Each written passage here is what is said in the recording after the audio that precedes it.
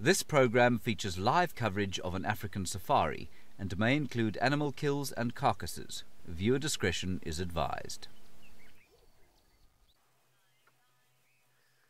And look at the beautiful kudus. At the moment, they are all just trying to investigate about what is happening in the surrounding. What a lovely afternoon. And most of all, welcome to the beginning of the afternoon safari. This is Sydney Pumurani Mikosi, and I'm traveling with Senzo, who is my camera operator this afternoon. We are going to try by all means and look for some cats this afternoon, as this morning it was very much difficult by this side of the western side of the Greater Kruger National Park, Djuma Game Reserve. This is an interactive live safari. You can follow us on Twitter, #SafariLive. You can also follow us on YouTube chat stream.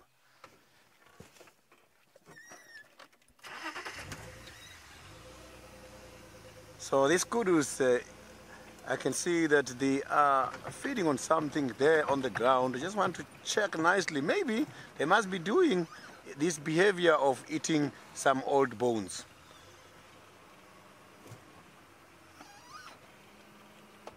Now they're just feeding on some of the small trees there. I can see that they are not specifically feeding on any of the bones. You can see they are right there. One of them, that is the female. The male kudus, they have got horns. The female kudus, they don't have horns. And these males have got very beautiful spiral horns. Kudus, males, are one of the best good-looking males in the wild. These animals are so very huge, unbelievable. Same animal, huge like this, can be able to jump 4 meters high fence, sometimes jumping from a standing position.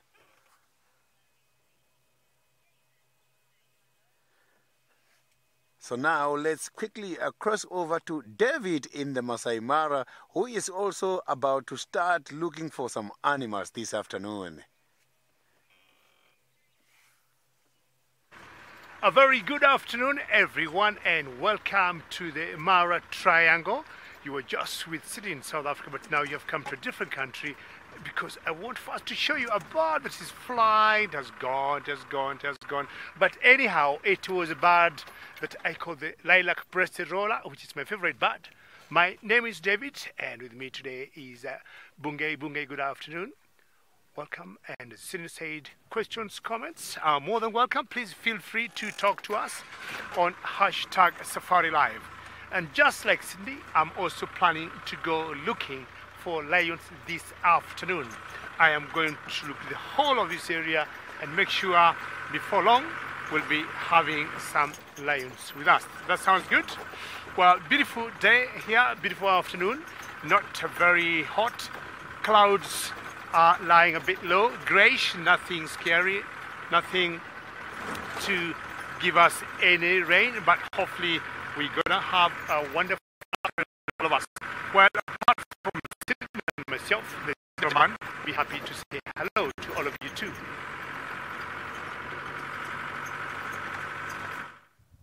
Well, good afternoon everybody, and hopefully what will lead to a very exciting start to our day. It's not very often that you'll see me out of the vehicle so early in the drive, and there's a very good reason for why I'm out here. But before we get into it, my name is Tristan. On camera I've got David this afternoon, and it is a good welcome to Djuma, because here in the sand is something that we see very, very little of, and it's right in the center part of Djuma. We're on the western side of quarantine at the moment, and at the back here you'll notice that there's a sort of lobe shape that's happened, and there's 1, 2, 3, 4 toes with claws on the front. And so for those of you that are a little bit kind of knowledgeable about your tracks, this is for a cheetah. So there's a cheetah somewhere on Djuma that has come through, looks like sort of towards the end of the rain last night, and has walked around here during the course of the day. It's very, very badly obscured, and a lot of vehicles have driven over it, but for sure it's a cheetah track, which is incredibly interesting because there's, well, not been many cheetahs seen on Djuma for quite some time. It looks like a female track. It doesn't look like or a very young male, but like I say, the disturbance there is huge from the rain, so it's going to be interesting to check if this cheetah is still around. It might have gone all the way through and crossed out. We're going to certainly have a really good scour of this area and see if maybe, just maybe, we get lucky with a cheetah somewhere on Djuma. Wouldn't that be a spectacular way to have a Sunday afternoon drive? I think so. So we're going to try very hard to see where this cheetah goes. I want to probably check the sort of western side. There's a lot more open sections and areas that are not bad for cheetah, as opposed to the sort of southeast. The southeast becomes a lot more kind of leopardy in its environment. There's a lot more kind of thickets and drainage lines, whereas this western portion has a few more clearings and openings that will be conducive for cheetah to move around. The problem is that there's vehicles that have driven down this road during the course of the day today or during the morning drive, and that's going to make it very tricky to be able to pick up where this cheetah has walked. I at first wasn't sure if it was a cheetah when I first saw the track. I kind of ummed and ahed about it for quite a while, but one of the other guys that I spoke to, one of the landowners, he's saw the tracks actually this morning, and he said to me there was definitely cheetah tracks, that he saw them in the soft sand before they drove over them. So it's good news in many respects that there is a cheetah kind of hanging around. But what I'm going to do is I'm not going to do quarantine just yet. I'm going to go round and do a little loop round, and then we'll come back to quarantine just now. I just want to check if it didn't go down towards kind of Impala Plains, because Impala Plains would be a good place for a cheetah to hang out. It's quite interesting that there is one moving around. There was tracks for one, I believe, on Buffelshoek, not yesterday, the day before, coming past a dam there and going towards sort of Torchwood. So I suppose it's very possible that this cheetah is angled from there onto this side and is then kind of moved along through here. Jamie says to me, though, she had wild dog tracks on a very similar kind of trajectory. So there's lots of rare and endangered things that moved about during the course of the night last night, that's for sure. You can see where the guys have been turning around trying to see where they can find these tracks. Anyway, we're going to try and see what we can find, see if we get any signs of this cheetah further along the road. While we do that, though, off to Jamie you go so she can say hello for the afternoon. If anyone can track down a cheetah on Djuma, Tristan can. I have utmost faith in his cat-finding ability. A very good afternoon to all of you. My name is Jamie, and this afternoon Craig is on camera with me, also known, of course, as Batman, but don't tell anyone because it's something of a secret. So, as you may or may not have heard from various people, this morning was quiet on the cat/dog/hyena front. We didn't manage to find anything, which is pretty typical for this time of year, especially after a nice big storm like that. So now, of course, the focus becomes trying to find something for the TV show this evening. So I'm going to meander along. My plan is, it was a bit frustrating. Tingana was found yesterday evening just before the rehearsal, and then he vanished into a block, and the person who found him moved off, and I didn't get there in time to switch places and follow him. Now, we know where he disappeared to, but we also know that he didn't call last night. Now, for Tingana not to call at that sort of time of evening is unusual, which makes me think, hope, perhaps force of optimism here that he has a kill in that direction. So that's where I'm heading this afternoon. Don't know why I didn't think of it this morning, although it was very, very far away. Okay, so that's the plan anyway. We're going to head across in that direction while we do that. Dave is in the Masai Mara, which of course comes with its own challenges that Dave can best. Well, good luck for Tingana, and Tingana being the Duke of Djuma is always such a big prize, and I've always thought seeing Tingana alone is worth seeing maybe two other leopards, you know, just virtually because of his size and above all his huge dewlap. I've seen many leopards in Africa, but I think Tingana, maybe Jamie might agree with me, or Tristan and Sydney, Tingana has one of the largest dewlaps I think we know of all the leopards that we see around you know, Africa. So anyway, talking of lions and not leopards today, on New Year, I'm sure some of you might have watched us here in the Mara Triangle. I was lucky to have seen two leopards, you know, and it isn't like Djuma, you know, getting sightings of leopards In the Mara it's a bit difficult to see leopards. As much as we got them here, they're all over, but we usually say they blend in very well. They hide in some places that you may not be able to see them. But that particular day remains very special to me because one, it was New Year's Day, the first day of 2019, and it was not only one leopard, there were two, and to add cherry on the cake, they were mating. And to many people in North America, the feedback we got, it was at the stroke of midnight. That was very special. So I have been looking at my clock from the 1st of January, another 95 days. Hopefully, if that female conceived and she stays around, we'll be able to see her cub or her new cubs. I mean, unlike other cats like cheetahs that may move long distances or that do not have territories, leopards and lions, yes, will have territories. Yes, it will be very good, as she says in the final control, to have new, babies that were conceived on the new year. That would be very special. Well, today I want to look for one particular pride, the pride that I call the sausage pride, because it's my favorite pride. In the Mara, we got loads of lion prides, but that particular one is my favorite. The area we are going through, a little bit further, another 5 kilometers or so, or 7, is an area we usually see another pride that is called the Owino. Owino is 4 girls and 1 male, and I think originally that pride of Owino used to be the same pride with the sausages. Then they split sometimes in 2016 and they went separate ways. When lions or when prides get very big, they tend to split. Not very far from the camp where we live in, there's another pride there that is called the Olololo pride, and Olololo currently are 16. And I got a feeling that 2 of the females there have given birth, and maybe we have either 2 more new cubs or 4 new cubs, and that figure might soon rise to 20.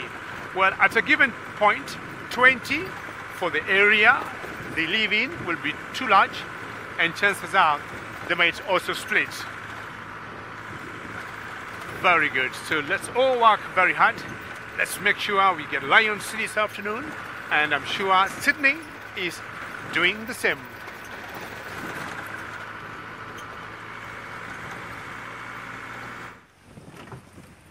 I am working hard now. I am somewhere around the Buffalo's Hook Dam. I'm trying to check if maybe I can find those lions, the ones we saw yesterday, the mating pairs. The 2 couples were in this area yesterday, and since the rain, they got disappeared. They haven't been spotted yet since yesterday. So after the rain, they went, maybe they went to the Buffalo's Hook, as from here to Buffalo's Hook is just about 5 minutes.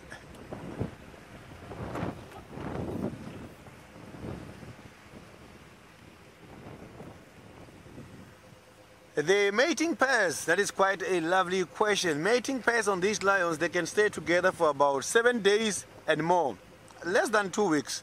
And in that 7 consecutive days, they've got to be mating 4 times approximately an hour. That is quite a responsibility. So that is why sometimes lions on mating, they lose quite a lot of body condition. They become thin, especially if the female went on heat before they eat something. Then it becomes a challenge because the male doesn't want to go and interact with the other males where the food is. So they always isolate each other for mating. So they lose body condition and look very much thin.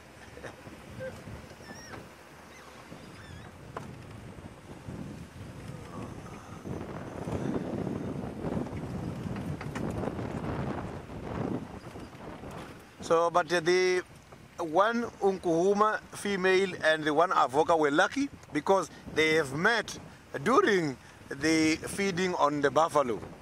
So they ate, and after that they went for mating, and it started there.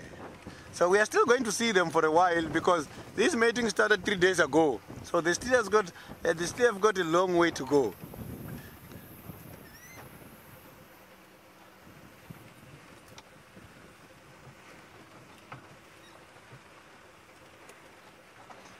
So I'm just trying to check some tracks here around the Guaripan.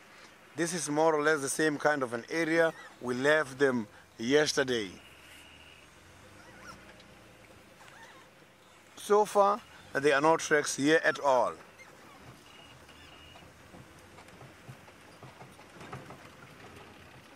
So we are going to expect a lot of babies. It means at more or less the same kind of month, we might have babies from both females. Because all these females, they have started mating at the same day.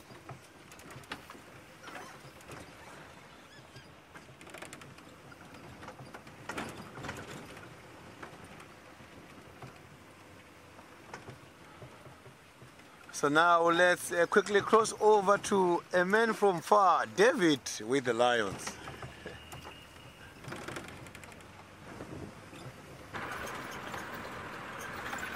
Well, certainly keep looking because it's by getting some tracks that will lead you to something interesting. Now, there's one major difference between the Mara, Triangle and Juma in terms of vegetation. The Mara is open, it is vast, and you can spot an animal from like what?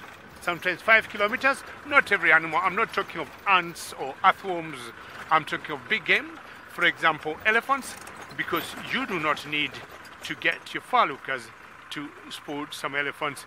You just need to open your eyes and open them hard, and you end up with some ellies. So that's one of the major differences between where we are and Juma in terms of visibility. Good afternoon, more ladies than gentlemen, I would say, because in ellies or in herds of elephants, ideally you'll see more girls, and maybe with their young ones, and very few, if any, males, unless of course there's a bit of mating going on. So in a herd like this, I would maybe think all of these are girls and some youngsters, and of course the youngsters could be either both boys or girls. There's one massive female there. I'm guessing that one is a female. She is huge by any standard. I mean, look at her. Jenny, could we ever do a bushwalk in the Mara? Yes, it's doable, but I think it has never been tried. And I think the management thinks it's a bit dangerous. But maybe one day they might do it, but we do not do any bushwalks here. And what I think, Jenny, I was just talking a few minutes ago, that there's a huge difference in terms of vegetation or the habitat between where we are and Juma, in the sense that here you see animals from a long, long way. So should you see elephants, I would guess it could be a bit tricky, and elephants can easily come and find you, you know, where you are. I'm just trying to guess. But Jenny, we have not done any bushwalks here, and maybe one day. And when you ask the authorities, they're like, well, they have their own reasons. But it's also possible with proper planning and with the proper training, because guys are trained, and they'll always, just in case, carry a gun for protocol.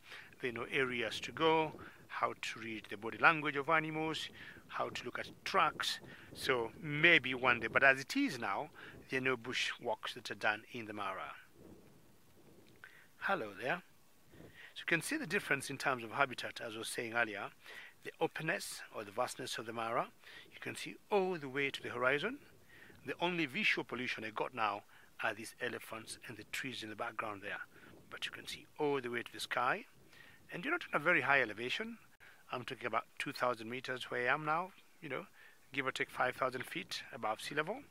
But it all looks plain or flat, a kind of 180 degrees.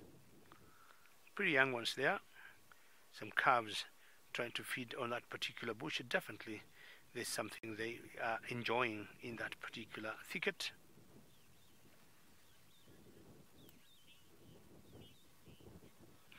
Child of the universe, always good to hear your name. Well, then there are no particular animals, I would say, child of the universe in the Mara, that will have a particular season to get babies. For example, elephants, child of the universe, they breed all around the year. Rhinos, the same. Buffaloes, the same.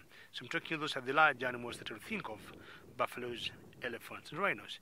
They will like be breeding or mating or having their calves, child of the universe, all around the year. So the only other animals I would think that could have a particular period to have the young ones are the wildebeest, but of course those ones will get the young ones in Serengeti National Park or the Western Ngorongoro Conservation Area in Tanzania. Well, elephants, very good entertaining us. We need to move, and we also need to take you to South Africa, to my friend Tristan.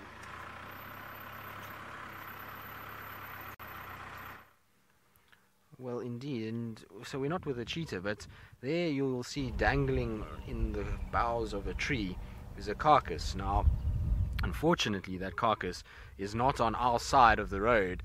It's sitting inside Torchwood at the moment, and we can't go in there, but we think that carcass might be for Hosana. Weren't even on our way to him. We're trying to get to Chitwa to try and follow up on a report that Sibui is around, and we kind of came across a carcass in the tree, and so apparently the guys say to me who've gone there now that Hosana might be the one that's there. I'm just trying to see if I can get a view of any leopard actually at the tree itself, but let's see.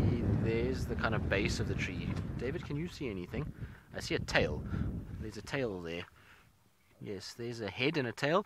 So if anybody can ID our leopard from that, then good luck. Hopefully you can, and you'll be able to pick up it. I would say Hosana. It is Hosana. There we go. He's turned his head. So there's Hosana cat. Hello, boy. There's lots and lots of vultures around, so I wonder if he didn't steal this from something. But there is Hosana. He's unfortunately deep in Torchwood, and there's going to be a lot of cars that want to go there, so we're not going to stay with him too long. But interesting that he is there. That's definitely kind of good news. At least he's got himself a meal, and now we know where he's been hanging out, which is down here on the sort of southeastern boundary, and kind of just north of Chitwa Dam is pretty much where we are at the moment. And it explains why he's been absent. But he's definitely got a carcass. It's not a very big carcass, and so he'll be a happy boy. The problem is that there were lots of vultures when we first got here. Now, typically, a carcass in a tree is not something that attracts vultures all that easily, and so I wonder if he maybe didn't get this carcass from somewhere else and he's stolen it. You know, there's been a lot of wild dogs around and those kind of things. Often they'll leave bits of a carcass and that attracts vultures, and that's maybe why he's found this carcass. I don't know. But Carol, you say everyone's been very worried about him. Yes, it's never nice when we don't see Hosana for a few days, so it's really nice that we saw him, at least albeit very, very far away and very brief. At least we've managed to kind of get some sort of visual of him. And if he goes up into the tree, it would actually not be too bad. But you can see, look at his belly is huge. So he's been sitting on food for quite some time. He's been eating a lot, and I don't know if this carcass is it, and he's just kind of been eating this one, or maybe he managed to find this carcass today and has been sitting on a different carcass through the course of the last few days. So it's interesting. Either way, his tummy is absolutely massive, so it's going to be interesting to see what happens. Now, intriguingly enough, Sibui and Cub, like I say, are somewhere in the Mulawanini, which from here to where Hosana is all of about, I would say, maybe 300 meters, 400 meters, and it's going to be intriguing to see if Hosana actually heads that direction. It's going to be very, very interesting, but he's kind of just laid down at the moment. So we're going to carry on. We're going to leave him there. Unfortunately, there's two other cars that are coming this direction, so maybe if a little bit later, if he's up in the tree, we'll come back and kind of spend some time with him. But very cool to see Hosana. I'm very glad to see him, albeit it's not very nice visual, so naughty Hosana, you need to come back this way, and then maybe we'll get lucky. In the meantime, though, let's send you back across to Sydney, who I'm sure will be happy to hear that things are starting to change, and maybe our luck will change and his luck will change too. Congratulations to Tristan for finding Hosana. I haven't seen him for quite a long time now. I am still around here by the Buffalo's Hook area, checking around this dam. I am now checking the northern part of the dam to see if maybe we can find these lions, and I am sometimes even stopping and killing the engine so that I can hear if there is any of the mating rituals taking place.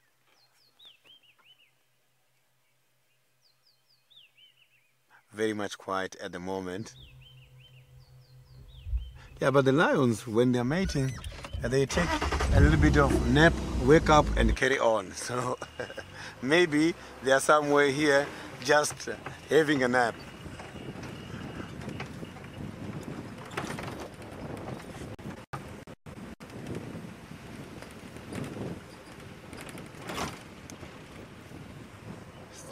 I didn't get your question. If you can repeat that.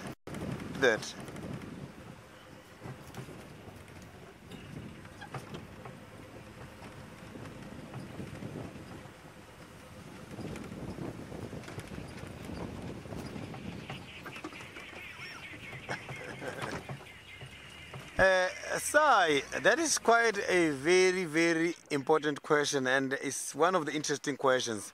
So let me explain this in full. The ostrus cycle of the female has got nothing to do with the presence of a male.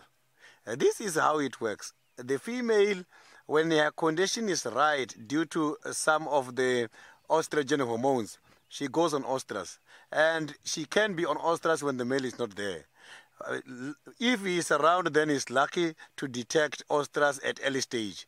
As these lions, females are walking around, is when they will meet these males, and then mostly the females, when they're excited, they approach the males, and the males will come and confirm by sniffing the genitals of the females and detect if she is ready for mating. Sometimes the males themselves can also drive a female to go on ostrus under the following condition. When the female has got the cups, after a fight with a new male, the dominant male when fighting an intruder, if the intruder wins the fight, we have seen a lot doing what is called to infanticide, killing the baby of the previous male. When the female sees the baby's dead, that gives the female a lot of stress. Female lions under stress, the estrogen hormone gives a lot of hormone in order to drive the female back into ostrus so that the male can start their own generation. So sometimes males can drive the female to go on ostrus.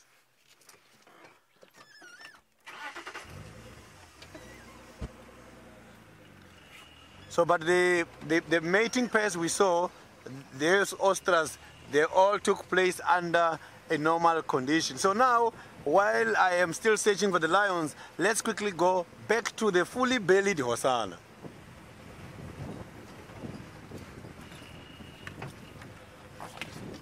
Well, it's not Hosanna, Sydney. We've driven a few hundred meters, and there you can see there's another little spotty cat sitting under the tree. So this is not Sibuyi and cub either, who are also, again, not even 100 meters from where we are. So there's 4 leopards seemingly in a row here. Now, it looks like Kalamba to me. I haven't really got a good look yet, and I haven't been able to look with my binoculars properly. And so you guys would have got a good shot there with the camera.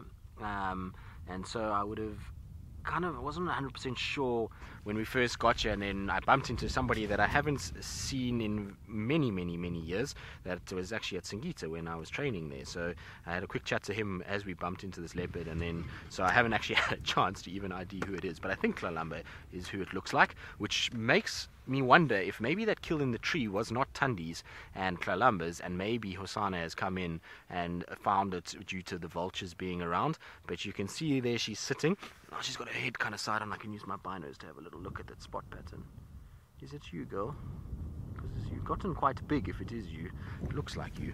So it's crazy. There's just cats everywhere at this stage of the afternoon. Lots and lots of spotty bums, but all in the wrong places. So this is in, once again, inside Torchwood, which is not really ideal. I don't see any sign of Tundi at the moment. You can see there's a few vultures there, so I wonder if maybe there's more of a kill somewhere in this side, and maybe that's kind of what's going on. But interesting to see. Michelle, yes, very possible. I mean, you must understand, if Tundi killed the day before and then she kind of finished that up and came down here and killed again, if Tlalamba ate a little bit, she ate a bit, and then Hosanna rocked up and ate as much as he looks like he's eaten, then it's very possible that that could have been, you know, it could have been, what's that now, 24 hours, 36 hours? So it's a lot of food, but that has been eaten, but, you know, these cats can put away quite a bit. So it's interesting to kind of figure out exactly what happened, but the way that Tlallamba's sitting as close as she is to where Hosana was makes me think that potentially Thandi had the kill, or she's also been attracted to the vultures, much like, you know, predators are. They often do come and kind of get curious with vultures, and they'll come and try and investigate what's going on and what's happening, and try and kind of see how everything's going. But it amazes me that we've got, like I say, Sibuyi and Cub, Tlalamba and Hosana within a very small sort of space. Now, Sibuyi and Cub is going to be an interesting one, because they're not going to be very happy about seeing Tlalamba. She's going to have to be very careful with Sibuyi being around. She would not want to tangle with her. Hosana's not a problem, because he's bulky enough to take care of himself, even with the likes of Sibuyi.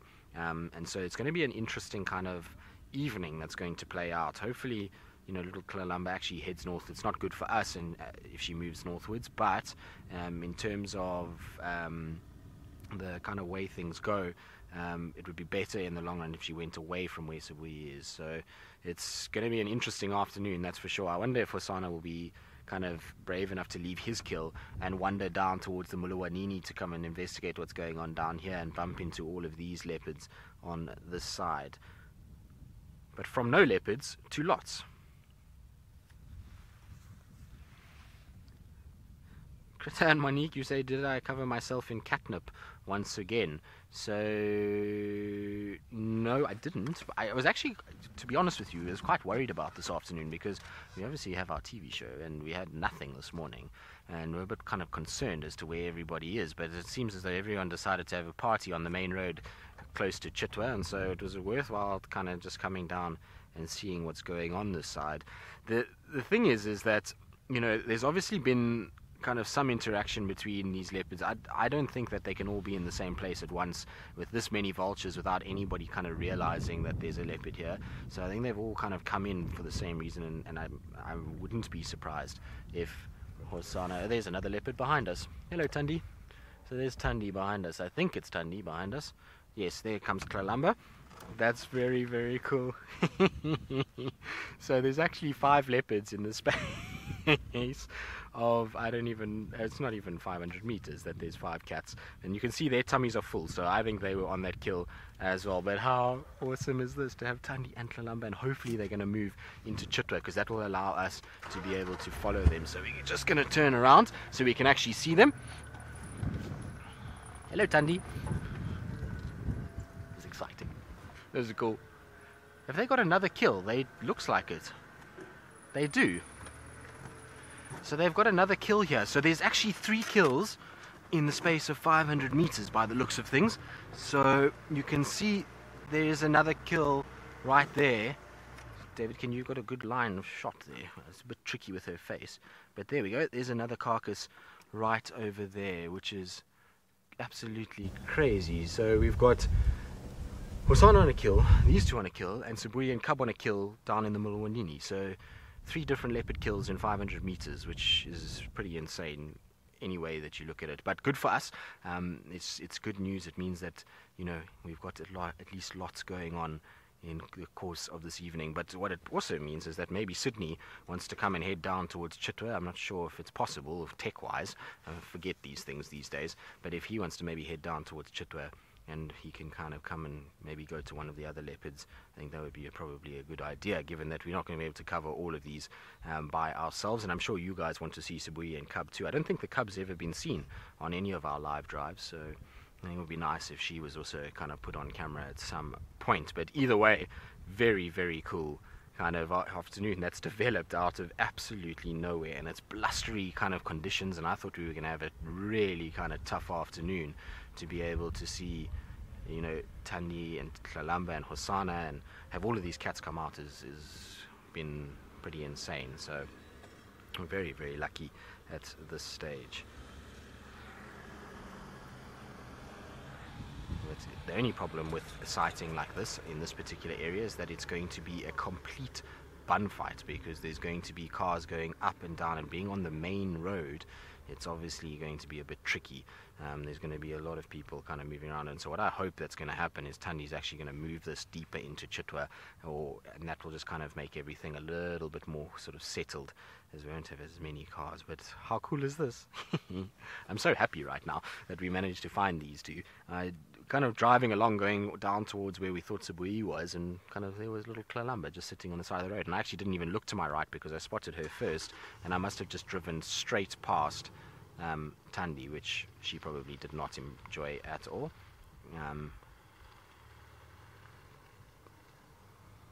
Very cool though. But we might just reposition ourselves and just get into a better spot while we do that though. Let's send you back up to the Masai Mara and David, who I think is on the search for his sausages, and hopefully with some luck he'll manage to find them by the end of the evening. Well, we left the elephant, kept moving on, heading towards the area. I'm hoping to get some lions today, but of course, as usual, along the way you meet a lot of traffic, and you have found this traffic of elands, the largest antelopes that we got in Africa. Huge, and my guess is they're males. They seem like to be 4 boys, massive in size, always slightly bit bigger than the females in terms of horns and body morphology and everything else. Now, when we talk of migration, we'll always talk of wildebeest zebras, but also we usually have a small percentage of the migration that consists of these antelopes here that are called elands, and one of it, or the one you see there on the back, there's a bird that is trying either to get some ticks or mites, 2 birds actually, from its body.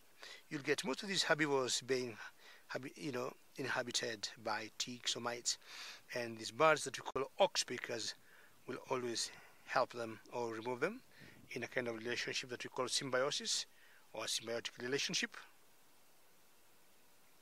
And we've got 2 types of ox pickers, either red-billed or the yellow-billed ox pickers. Now my guess is these are 4 boys here.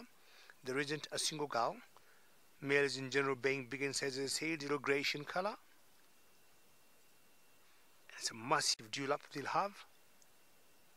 Was the one in the front a young male? Yeah, could be a little younger than the other 4. Well, we may just have to move on a little bit so that we make to our destination, where I'm hoping to go and get the lions. Alright, wonderful light at the moment, just looking nice, feels very, very good. And in the kind of grass we have now, I would not be surprised to spot something from a distance, and comfortably I'll be able to pick whatever I see. Excellent, just friends of ours who are just moving. Hello there. Very good, we'll talk to you. Very good. Very good. Let's go back to Tristan and see how it looks like.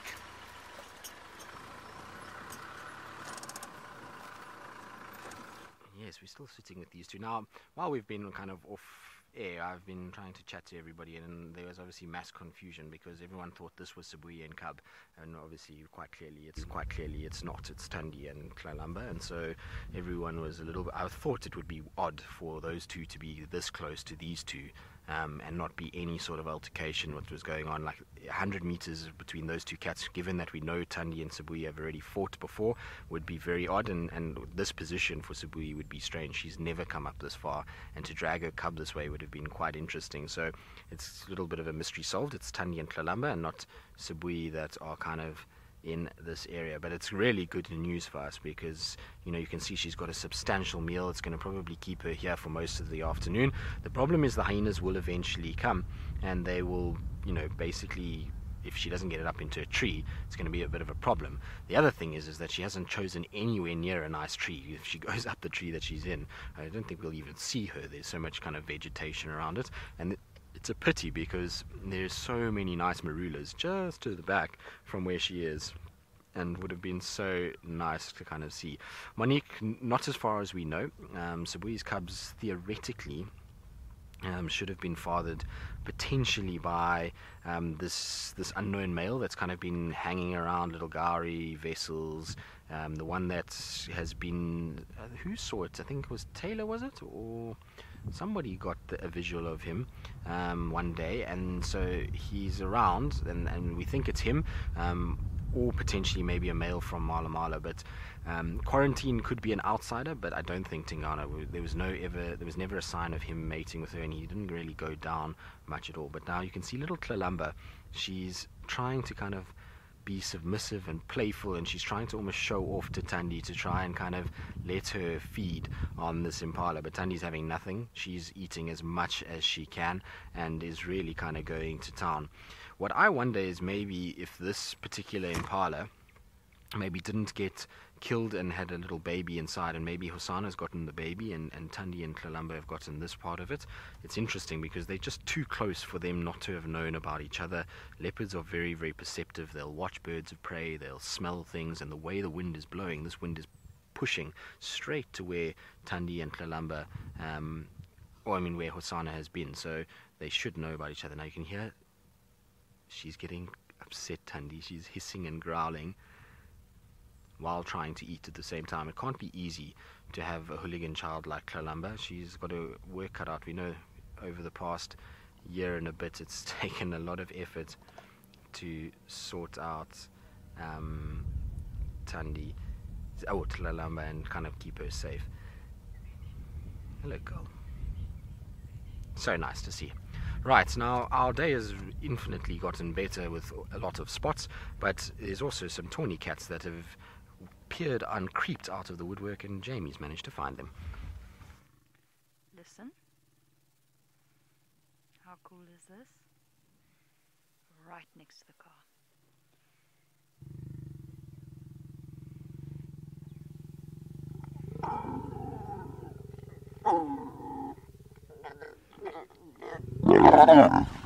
There's a very good chance he's going to growl at us.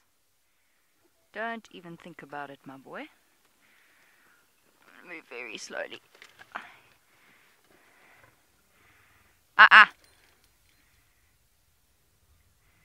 No.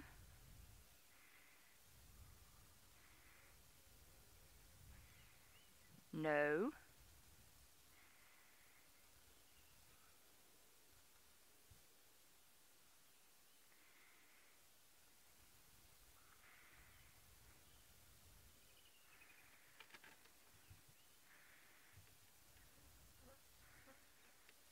I'm going to sit very still.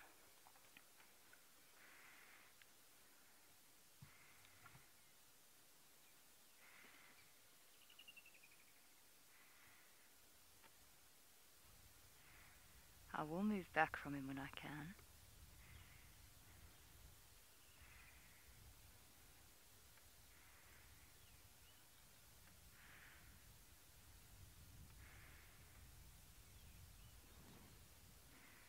Okay, my boy.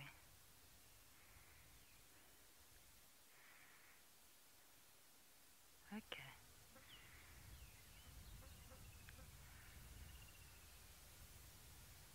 I'll explain everything in a second.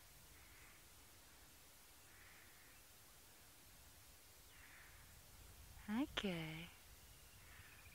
Alright, I'm going to move back from you in a sec. Slowly.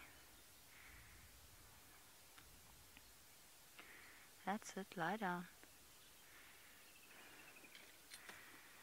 There we go. Okay. Okay. Okay. Alright. I'm going to move very, very slowly.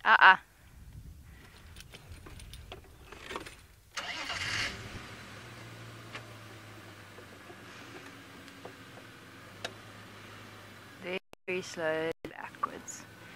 This is the skittish Voca male, presumably.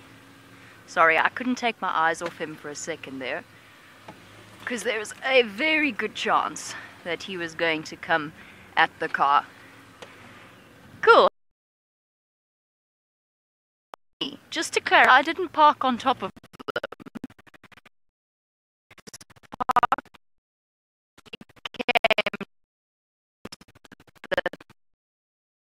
already. When we drove in, he was a bit unhappy, but when the female walked towards us, there was nothing I could do. I couldn't move then, because that aggression while he was about to mate with her would have provoked him. So all we're doing is we get a space. He's clear. Did you get that shot of him hissing at us? Awesome. I wish I'd had my camera.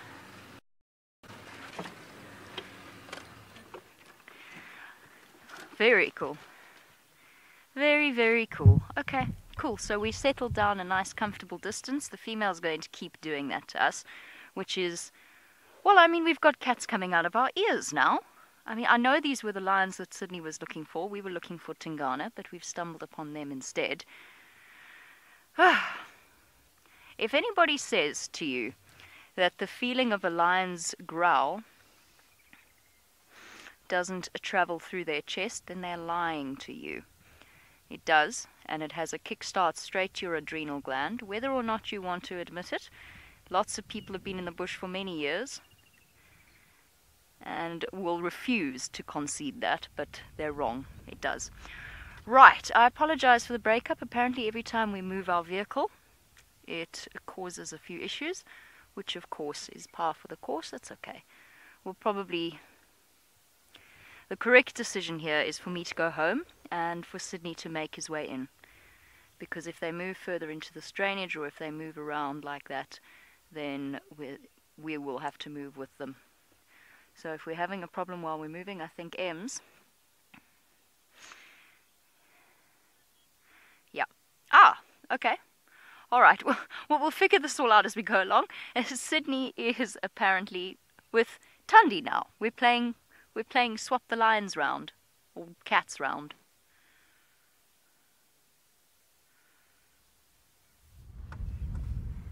Yes, no, it's not Sydney, Jamie, it is with me. But anyway, what you don't often see is what I was about to say, is two leopards feeding on a carcass at once, and you can see why they don't like it. When it's not like lions, where lions will often feed on the carcass at the same time. Leopards are not like that. They generally get a little bit upset if somebody else is feeding on the exact same carcass as what they are. And so Kalamba is kind of pushing her luck a little bit. She's managed to find herself a little snack there that she's going to kind of feed off and try and get, but these two cats are absolutely full. And after making a kill 2 days ago, we were talking about it just now, would they be able to make another kill? Well, most definitely, and as you can see there, it's a rather large kill too. Now, what is Tundi doing? She's almost dragging it along and is going to feed off it. This side, maybe she's just prepping just so that it's close enough to a tree that if she needs to get it up, she can. I mean, that's going to be a heavy carcass for her. The chances of her keeping this during the course of the night is going to be quite tricky. And yes, I mean, a lot of aggression today. Everybody's getting a little bit grumpy with one another. Hello, little Kalamba. What are you doing? She's such a funny cat, this as well. How cool is this though? Absolutely awesome to have these two cats here together. I'm so glad that they are around. It's lovely to kind of be able to find them and spend time with them. The problem is that we're not going to be able to spend much time with them here, unfortunately. Now there's many cars that want to come through the sighting, and so given that we would like to have them a little bit later, we're probably going to make some space just now and allow everybody else to rotate through, and then we can come back a little bit more in the evening. So, Jenny, wild dogs are most definitely a threat to leopards. And that's very cool to see two leopards feeding off a carcass. It's not very often that you'll get that at the same time. Like I say, they very seldom will tolerate one another feeding. It's just lucky that this carcass is so stretched that they're actually doing it. But back to the question, so wild dogs can be dangerous to leopards for sure. Both can be dangerous to one another. It depends obviously on the circumstance and numbers. So if you know, an adult male leopard comes across a puppy or something like that, it's going to be able to kill it. But like those 18 dogs we saw the other day would be a major threat to leopards, and you'll find leopards will try and get up into a tree as quick as possible in order to try and get away and to try and kind of move off and try and sort of establish themselves as you know, get away from that kind of area, and up into a tree and stay as safe as possible. So you know, it's one of those kind of things, and the way it kind of works is that they'll often try and well, now we've got a tug of war between mom and daughter, look.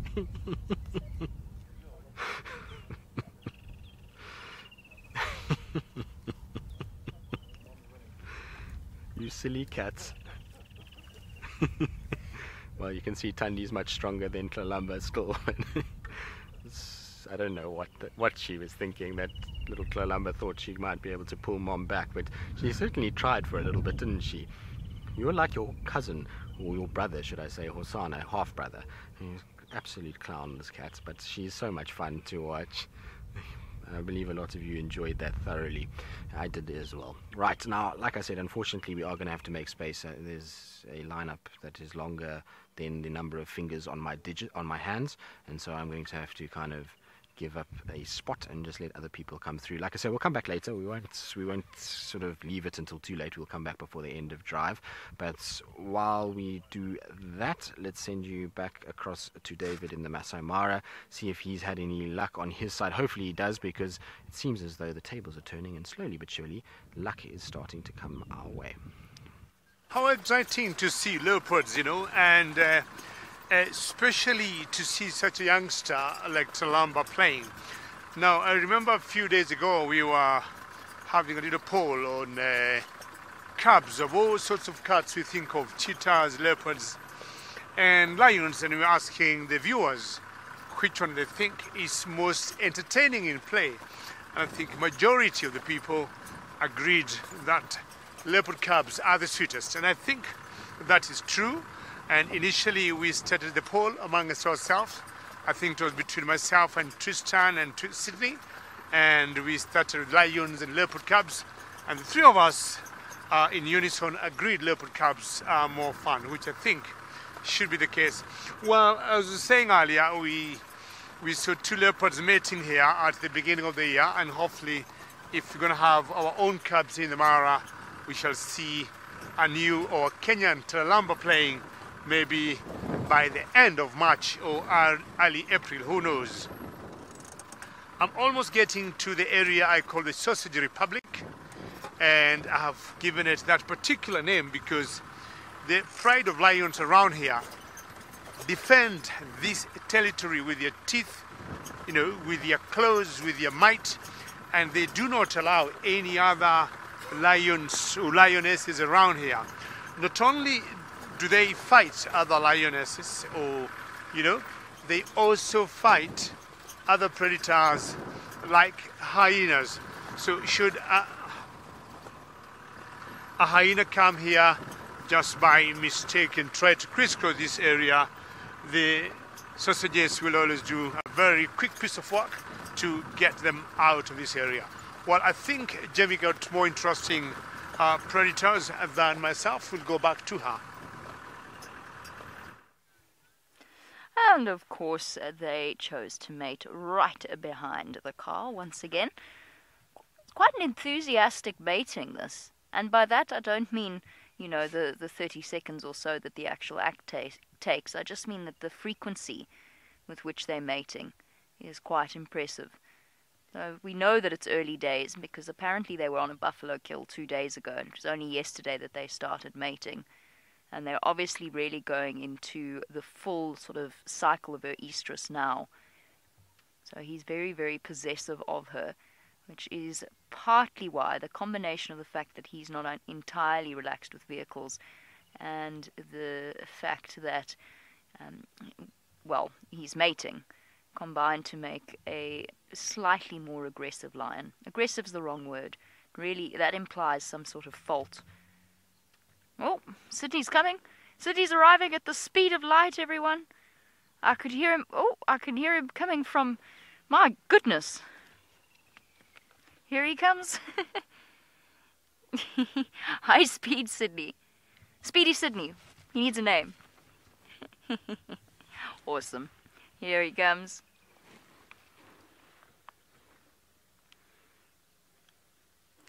Cool. Alrighty, we're going to guide Sydney in. He is enthusiastically making his way towards us. Let us send you across to David while we do that to see what he has to say. Yes, and I was saying, you know, the sausages also do not only fight other, you know, lions that would come to this area, and especially females, but they also fight other predators like hyenas. So this is the reason, or that's the reason, why I call this area. They control it, and there's no any other lions we have seen coming here. The only thing, or the only power they don't have is to control the coalition of males. Ideally, I'm sure you know, in the lion's kingdom, the males will always decide who will be mating with who or who will be where.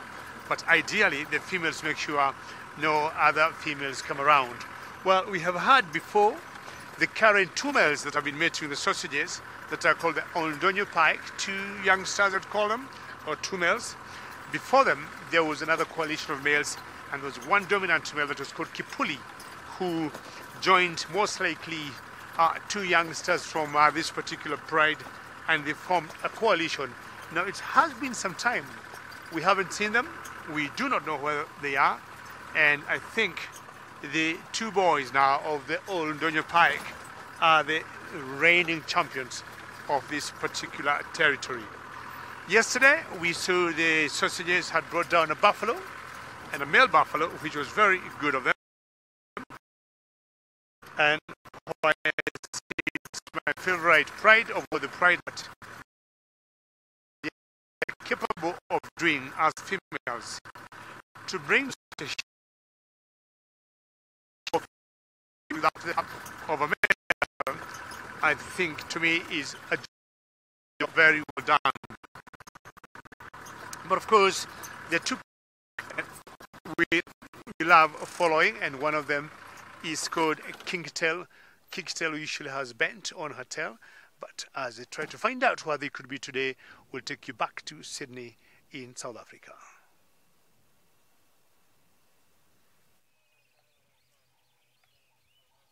So you can see the pause that we are right now with the mating pair. Just taking it over me at the moment. All the credits for this afternoon with these lions goes to Jamie. Is the one who found them, and congratulations to her. So you can see that the mating continues as we left them yesterday. So they are going to have a very busy week. So now you can see that the male is right there. He doesn't want to hear anything. He doesn't want to move away from this female. And this is normal. Every time the male has got a female, they become so very much protective. And sometimes they are even active, they are even much more aggressive against also the vehicles coming to have a sighting.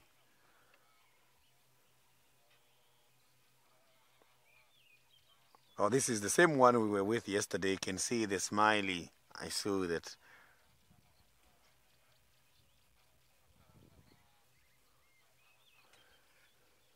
So when the female is starting to wave the tails a lot, is when she's going to wake up and ask him to come and carry on with his responsibility.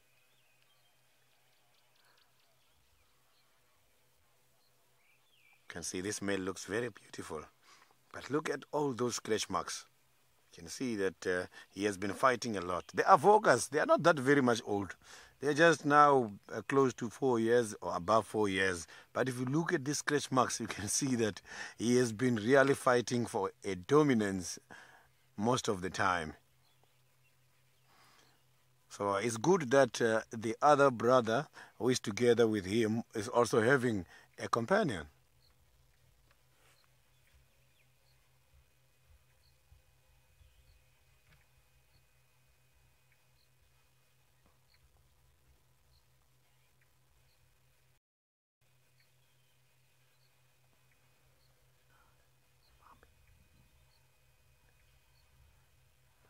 So you can see now, these lions are just very, very much relaxed, as I have indicated. You see the female is starting to wave the tail there. You can see the tussle of the tail.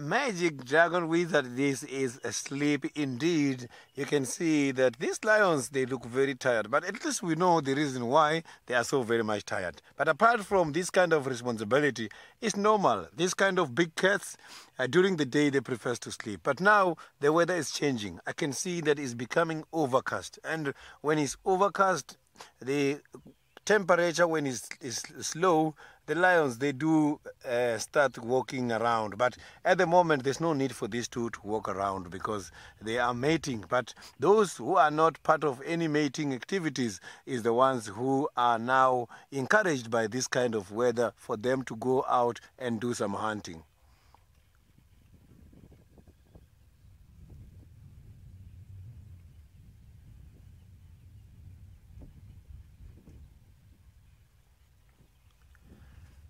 Kathy is very much young to have this kind of scars. Why am I saying this? Because if these kind of lions are just now about, Avoca's just now above 4 years old, when these kind of animals reach 4 years, it's when they are reaching the right level of maturity. Some of them, they start to mate when they are 4, some even more than 5. That is determined by their strength and competition in the area. So these kind of scars on this kind of aged animal, I think, is too much at this stage. So this is what we expect when he's much older than this.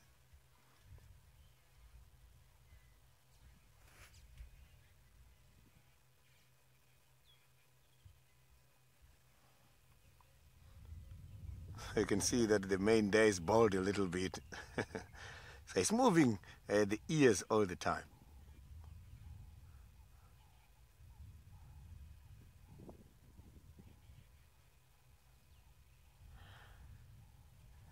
So now let's quickly cross over to David by the Masai Mara, who's got something very interesting.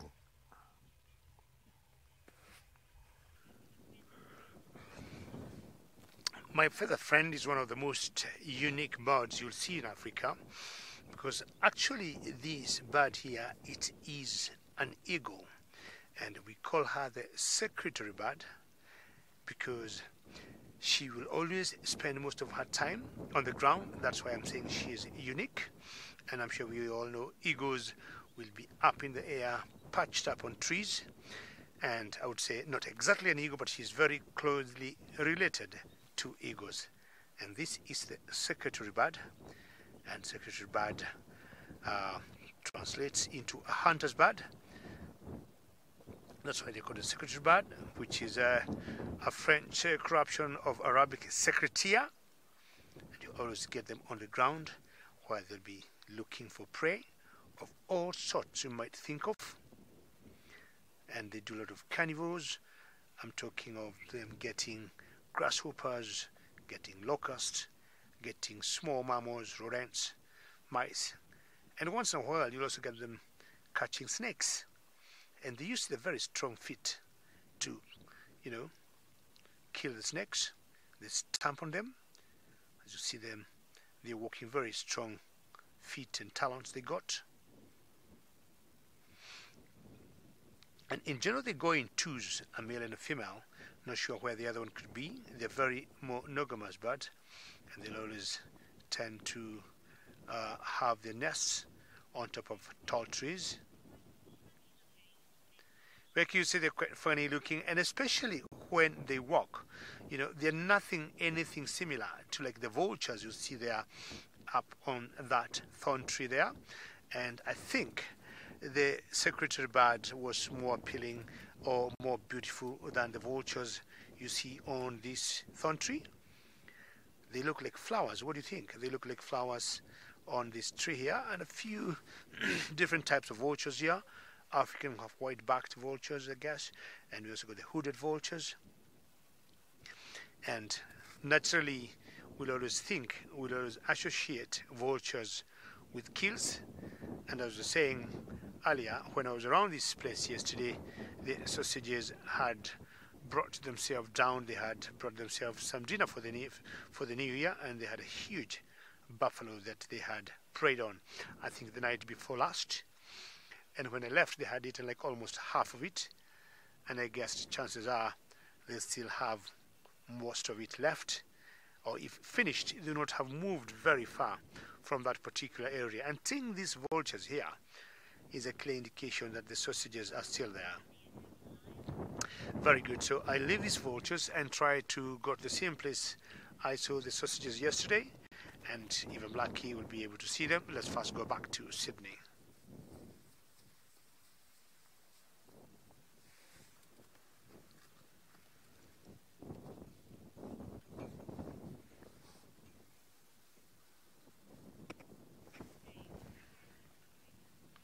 So these vultures will always indicate that there's something dead somewhere, and we have always said if there's something dead somewhere, then the owners of that prey or that kill could be there, and chances are there will be some sort of predators.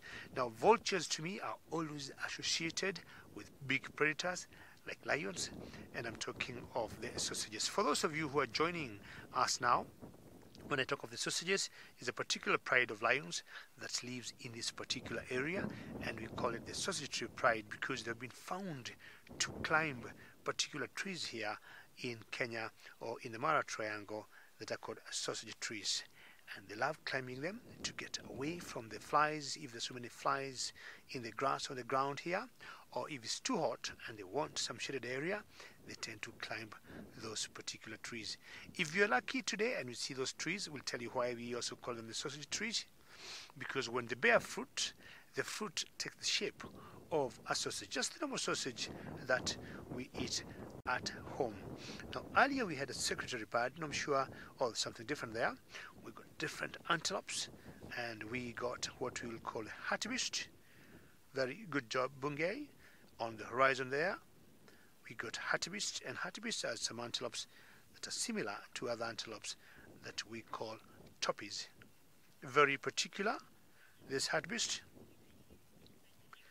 Definitely herbivores and feeding at that very top area of the horizon. Well, we're going to be moving because I need to get the sausages before it gets dark, and as I do that, we'll take you back to Tristan.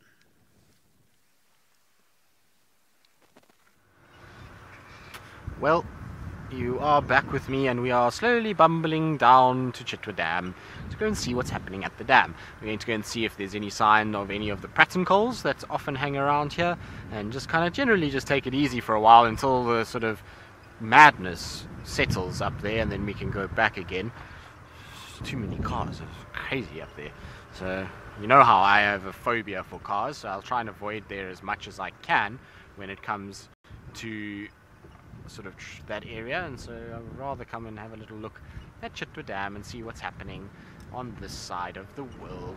It's always a good side to come. I haven't been here in so long, I don't even know what it looks like really anymore. I can't actually remember the last time I was sort of live from Chitwa Dam and did any sort of segments of any sort of description. Actually, it's been a long time. Anyway, it's exactly, Emma, it's still a big puddle of water. In fact, it's actually not as big as it should be. It's still quite low, actually. You can see the island hasn't taken place. Sorry, excuse me. I got the hiccups a little bit there. So the lions have, the island hasn't taken place. I don't know why I'm saying lions. Maybe it's because I heard lions just now. I'm having an absolute nightmare to talk this afternoon. I don't know what's going on. I've been struggling to speak to anyone, really, so it's been a bit tricky. Yes, the words, get them out. I need to do the word exercises during the break before we start our TV show this afternoon. But anyway, hippos are everywhere. No sign of any of the pratincoles that are here. So I don't know if they've arrived, or maybe they're not going to come this year, which would be quite sad. It's one of the few places in fact, it's the only place in the Sabi Sands that I know of that you can get a regular sighting of them, or used to be able to get a regular sighting of them. So it'll be a bit sad if they don't come to this area. But nice to have the hippos. They're busy bobbing about as they do. They like to kind of bob in the water and take it very easy. And especially on a day like today, I suppose it's not exactly bad weather. The water will probably be very pleasant to be in. It's been fairly warm during the middle part of the day, and it's now just slowly starting to kind of cool down a bit. There's a bit of a breeze and clouds that are blowing in, but I suppose being a hippo, water in the summer months is your best friend. But the Chitwa Dam definitely has a lot of water to still kind of gain and fill it up. The fact that there's islands are no longer islands, bar the really big one on the right, means that it's still very, very low, and it needs a lot more water until it's back to its normal sort of state, and that's obviously going to take a bit of time, but at least this process has started. It must have been very low before the kind of rains arrived recently, and when you've got an expanse of water like this, the problem with it is that there's a lot of evaporation. You get a huge amount of wind that blows as well as sun, and that causes this to kind of dry out quite quickly, so especially when it's very hot temperatures. Now there's my favorite little birds that we see at Chitwa are around though. There's the little three-banded plovers, and remember last year or the year before, actually I can't even remember now, where we had the little tiny baby chicks and the eggs that we found. And so these little three-banded plovers are very cool little birds. I always love watching them kind of move around and peck around for insects. No sign of any little ones with them today, but maybe their chicks are somewhere here and we'll be able to find them at some point. Sinak, no fish eagles that I can see. I was scouting about, but I don't see any fish eagles at all. What I can see is a spoonbill that is sitting, it looks like a spoonbill. It has a spoonbill face that's sitting on the top of that tree.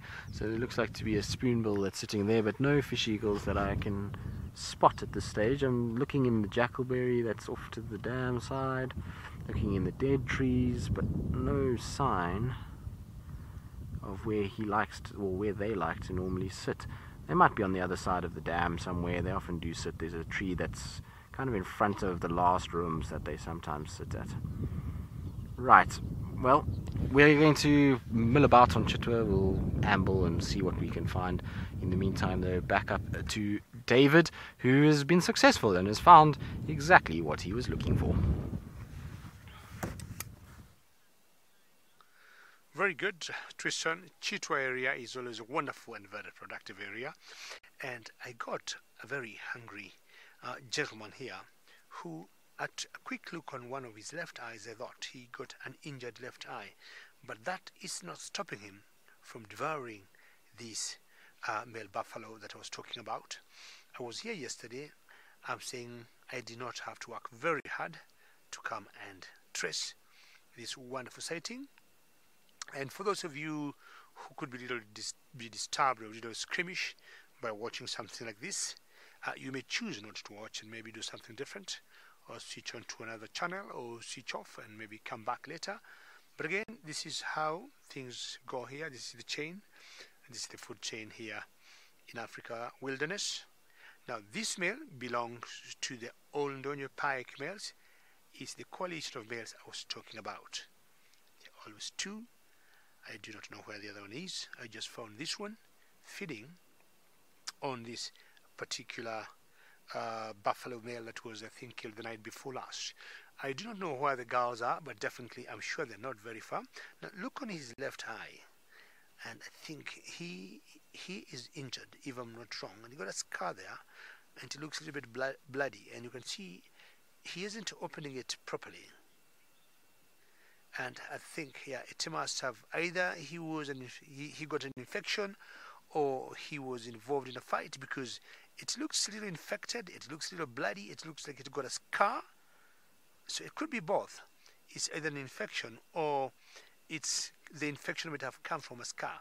Because if you look at on the eyelids there, exactly, thank you, Bungay, it's bloody. So maybe it got a claw mark there, or it got a teeth mark there. And of course, in the process, if it's a wound, then because of the flies and all that, it will definitely get an infection. And I'd guess if it's a proper infection, then both eyes would be affected. But we're going to be investigating and find out what, could be happening. The good news is these cats are very resilient, and they very quickly recover from such infections. If it's an infection, of course, if it's a wound, definitely it will come out of it. There's a particular coalition of males in the Mara Triangle that we call the Scarface, and that's the main male lion in that particular coalition, and he got such a huge scar on the eye, and that's how he was named the Scarface. And of course, males every other few months will definitely go for each other for takeovers of prides, and when that happens, it's always sometimes life and death. It's never a walkover. So there's a lot of clawing, there's a lot of teething. Sometimes they lose the eyes. Giraffe, rib, yum, yes. I mean, personally, I'm thinking, wow, this could make some very nice ribs if we could do some roasting, you know.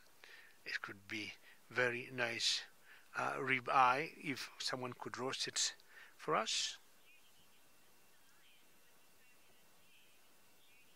Yuri, you're saying this is the lion, yes, and this is a male, and it belongs to a coalition of two males that we call the Oldonyo Pike.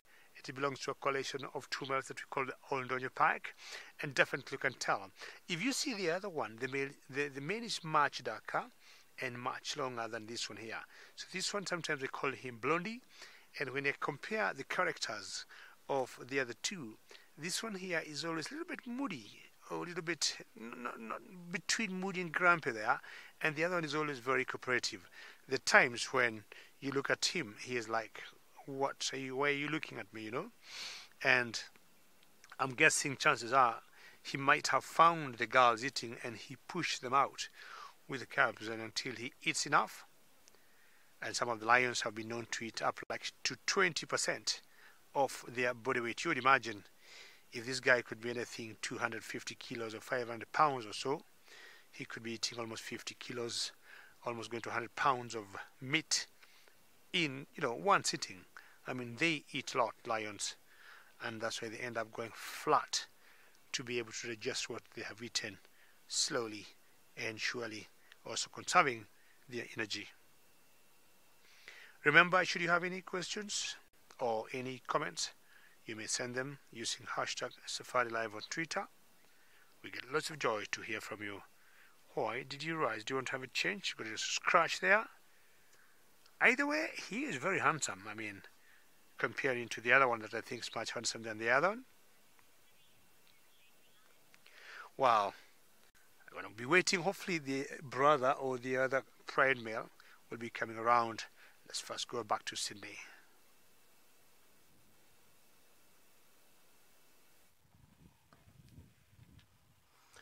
So you can see that the Uma Pride as well as one representative of the Avokas are now resting, but the Avoka is very much wary. I can see that he is trying to judge something around here. So they have just been mating on the past 5-10 minutes. While you were away, we have just missed that action due to some technical poor signal difficulties. So here I can see they are tired at the moment and they are just lying down. Look at how beautiful that mane is. That is so charming. I'm not surprised why this female is staying together with this beautiful smiley maned male. Look at that. This is so amazing. This is a gorgeous male, you can see that. So the lions, they've got to mate mostly every 15 minutes, and they are going to do this for about 5 to 6, sometimes 7 days or more. And if you can check, if they do 5 to 6 days in full after every 15 minutes, it means they can mate up to 250 times a day. So now let's quickly cross over to Tristan with a bird.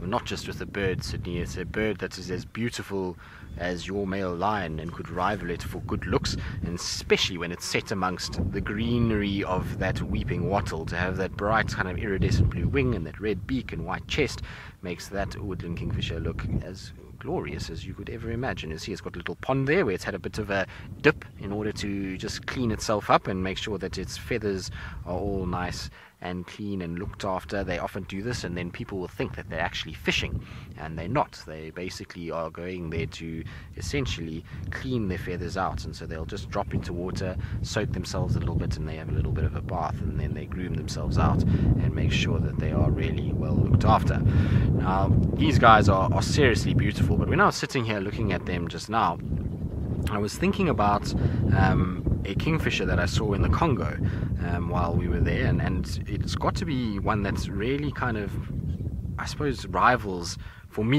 these woodlands in terms of just striking. And the reason why is I'll show you now. I've just got to try and find a picture of it, if I can. Hopefully I will be able to. but they really have this seriously kind of blue appearance to them. They are incredibly pretty birds, vibrant blue. Right, now I found the picture, but apparently Sydney's still with the mating pair. I wonder if they may be going to mate, so we'll quickly send them off to you, and then I'll show you the kingfisher when you come back. So you can see that we just caught them by the right time now, but listen to the rituals. Listen.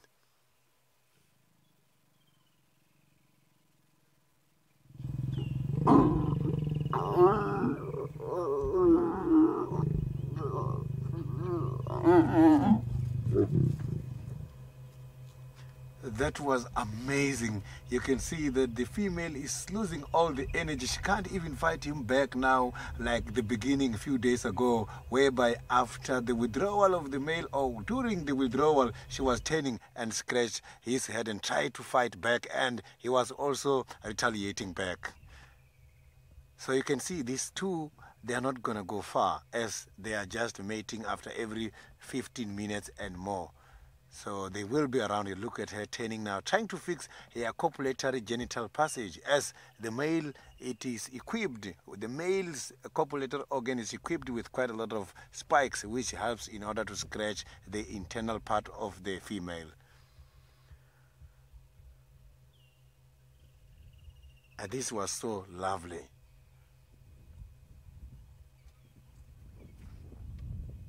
So you saw the male, he was trying to grab the female from the back. That is normal. These kind of animals, when they're still very young, moved from one place to another, from one den to the other by the females. When the female grabs by the back, you will see they become lamb, and she can be able to move them. So what the male is doing, the same thing, is trying to stabilize the female from grabbing her at the back. Now he's Term, indeed, she must be exhausted. Imagine this is happening after every 15 minutes. As I indicated earlier, 250 times if this is happening in full consecutive 5 days. That is quite a huge responsibility on both male and females.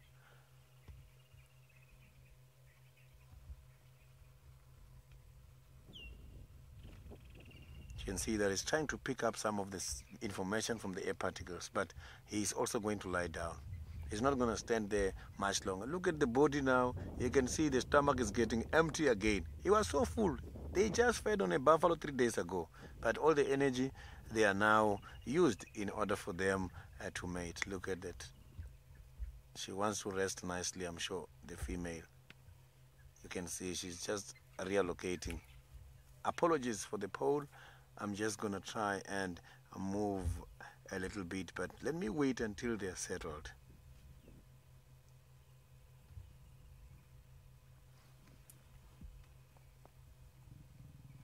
You can see that she's even now moving away. She doesn't want to see him after she has been scratched by this male during the withdrawal. But she will come back again, and she will be the one to approach him again and ask him again for another action. So now let's cross back to Tristan and see how he's doing.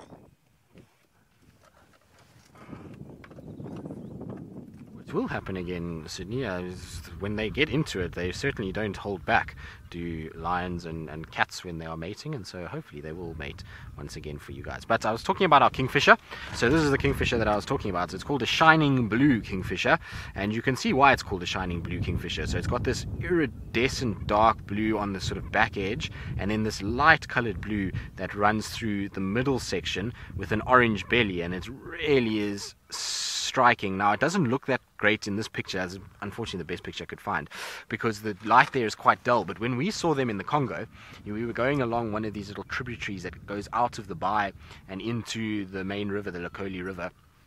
And we're kind of going along, and then they flushed out and they went out and sat on this branch, and as they kind of went out, the sun came out, and that color just went electric blue. It was incredible how beautiful they were. They're really pretty birds, and we had looked for them for days and days and days, and so I was super happy that we managed to find them.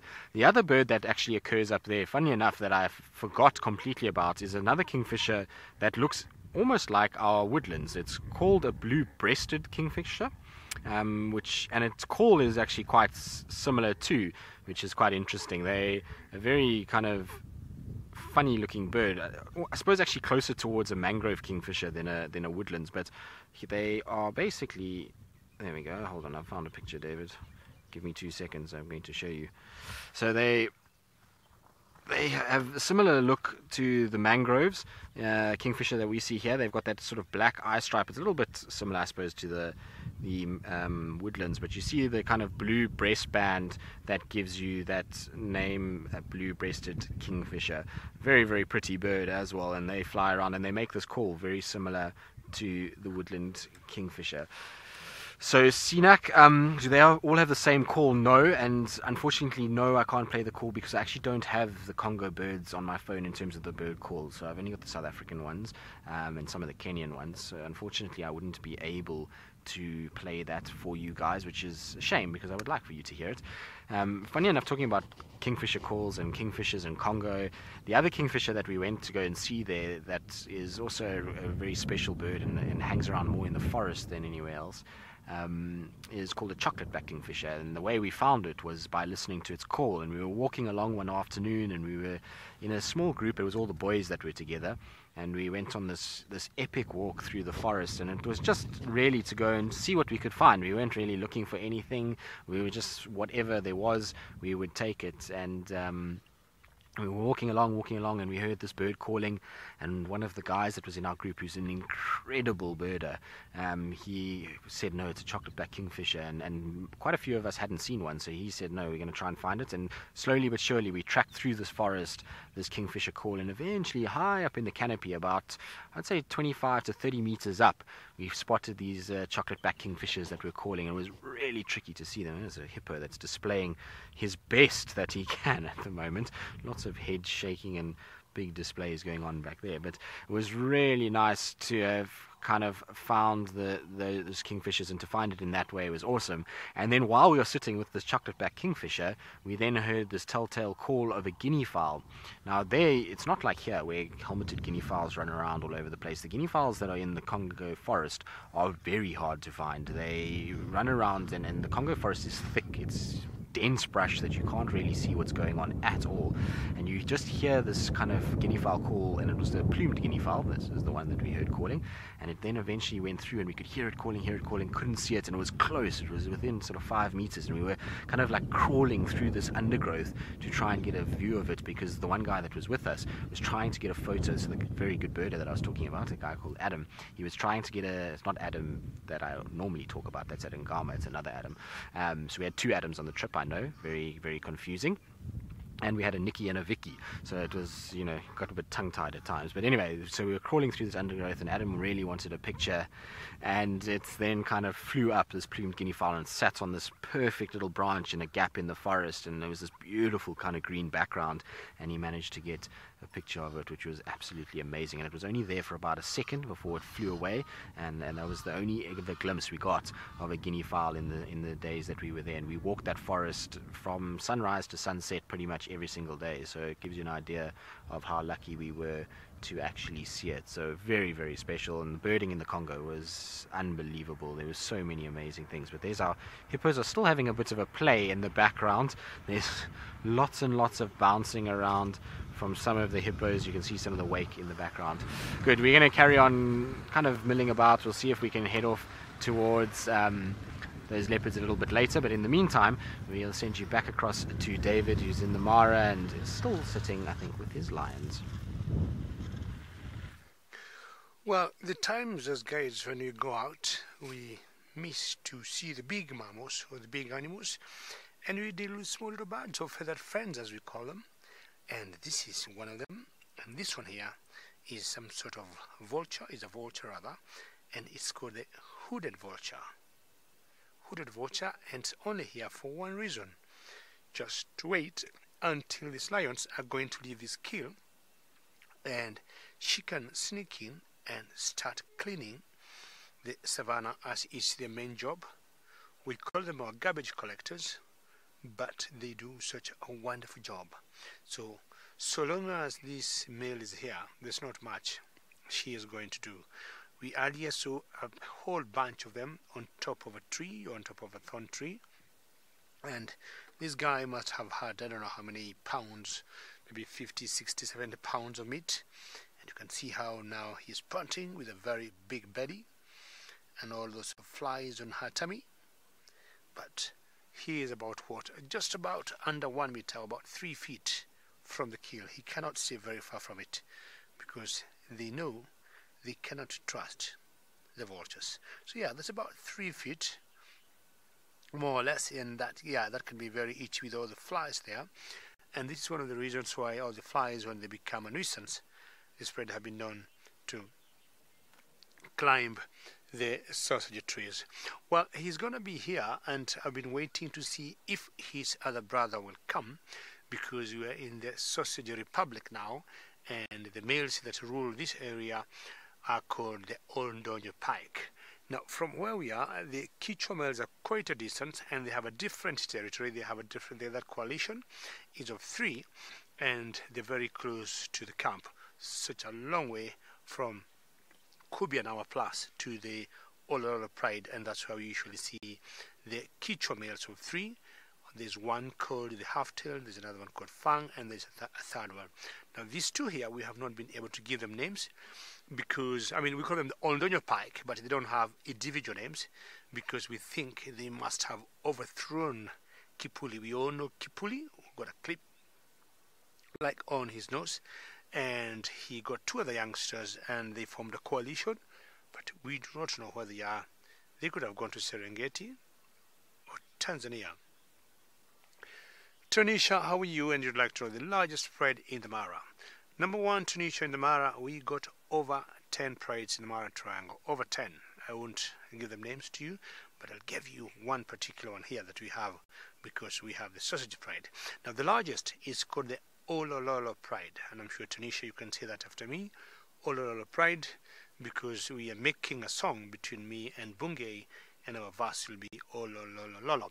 Anyhow, that particular pride has 16 members, 1-6. That's pretty large pride, and we think there could be 2 new additions in that pride because the other day, could be like 5 days ago, I saw one of the adult females in that particular pride, and she looked big. She had a swollen belly, went away, and came back after a few days, and I saw 2 small little calves with that particular female. So if there are 16 plus those 2, now we got 18. So that will be the largest pride in the Mara Triangle.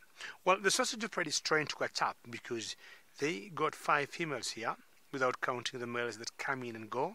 In a pride, we'll always count the females and the youngsters, and they got 3 new cubs. Well, not new, they're 4 and 3 months old, so that makes 8. And of the 2 other females here, we got 2 that are pregnant. One of them is called Kinky Tail, and we think, or people, the viewers have been thinking she could be carrying 3. So we might end up with 11, and if the other one also have another 3, we might have 14, who knows, and they'll be catching up very much with the Olololos, who knows. So we're just waiting to see. I've been hoping that these 2 girls in this pride will give us, new bundles of joy with the beginning of the year. Not yet, and, I think it's out of my excitement that I'm thinking she's late, and she's still not due. It takes about, 100, 105 days to have the calves. So we'll see what happens maybe the next few days. But I usually do as much as I can to swing around this area every other day to see whether I'll surprise myself with the new calves. Well, that one just toast and turn around, and then also turn around to South Africa to Jamie.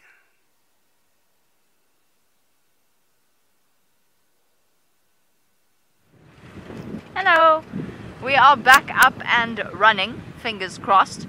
So hopefully the problems that we were having with the vehicle have now been sorted thanks to our amazing tech team. And we are now doing every single hyena den on Djuma. I've just checked Aubrey's Road. Nothing, definitely not active. They are, that one tunnel's actually completely filled with dirt, so they're not in there. So I'm going back to check our assumption that they'd actually moved from Philemon's cut line. The nice thing is it's nice and cool this evening, so there's a good chance that they will actually, wherever they are, they'll be there. How's that for a sentence? Wherever they are, they'll be there. Wherever the den is, there's a good chance the adults are there now, because it's cold weather, so they're going to be coming back to the cubs early, I hope. So we're going to go and check Philemon's cut line, and then the one just south of that, and I've checked everywhere else. I've checked Gallagher, I've checked Mbubu, I've checked, Tristan was going to go past Zoe's. I wonder, but I mean they haven't used Zoe's since 2015, to the best of my knowledge, but you never know. And then there's that den that Gwen used on Cheetah Cutline. I don't think they're going to be at that den though. They were in our camp last night, so in fact all we really need to do is sit up through the night, wait for them to come and visit us, and then follow them back. Although I suspect it's Ribbon that's paying a nightly visit to the camp. It was always her in the past. That's what we should have done last night. Who needs sleep? We should have stayed awake and followed whichever hyena decided to come and investigate our camp. Tracks all the way through. Going up to people's doors, sniffing around. The bathrooms obviously hold some sort of fascination for them.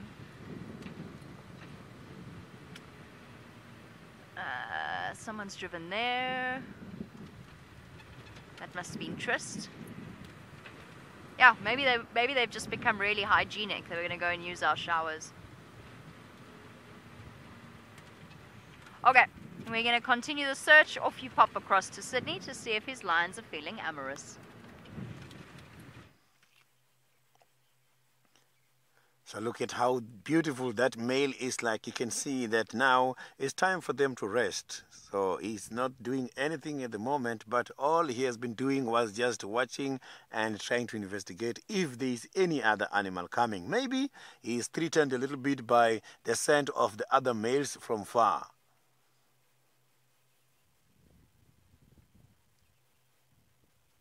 So you can see the female is just lying down flat behind those bushes. Sometimes it can be very difficult to see the lions when they are hiding behind these bushes. They can be so very camouflaged. They can blend easily with the surrounding.